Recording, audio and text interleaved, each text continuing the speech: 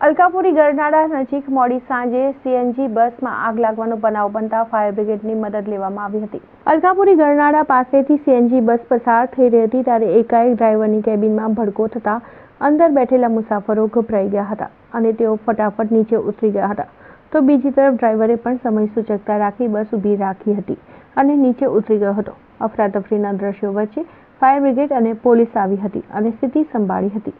પ્રાથમિક વિગતો મુજબ બેટરી સ્પાર્ક થવાને કારણે બસમાં આગ લાગી હોવાનું મનાય છે, પરંતુ થોડી જ વારમાં આગ કાબૂમાં લઈ લેવાતા કોઈ ખાસ નુકસાન કે જાનહાનિ થયા નથી।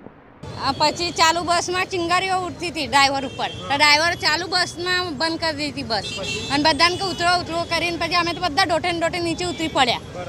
મને તો એમ થતું બસ હલકી જ જવાની છે। હા, ઉતરી ગયા પછી બધા જ ભાગવા મળ્યા, અમે બધા જ નીચે ઉતરી પડ્યા અને ડ્રાઈવર પછી નીચે ઉતરી પડ્યો। પહેલાં તો કહી દીધું ઉતરો ઉતરો નીચે કે, અને પછી વિચાર નીચે ઉતરી પડ્યો અને પછી એટલે નાઈ ગયો કે પબ્લિક એને મારવા ફરી વળ્યા હતા, માર ખાવા તો થોડી નહીં ઉભો